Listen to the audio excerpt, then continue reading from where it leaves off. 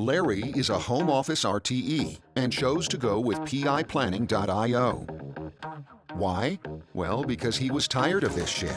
Tired of Judy being distracted by her dog, doing business on the kitchen floor just as Larry was explaining which of the 6 different apps would be used for the confidence vote. Surprise, surprise, Judy. You just missed important info and now you're going to have to go bother Larry about it.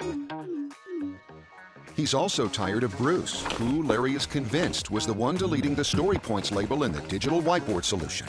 All estimations gone. For a moment, Larry swore he could see his life flash before his eyes. Or, well, at least his career. And of course, Larry is tired of Jesse, and Sarah, and Arthur, and Chen, and Maggie, who all did a bunch of stupid things with the complex tool set that Larry picked for PI planning.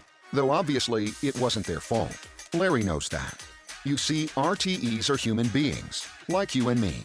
But without them, we are in big trouble. So let's give them the solutions they deserve before they lose their marbles once and for all.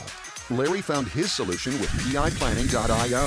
Does your RTE know about piplanning.io?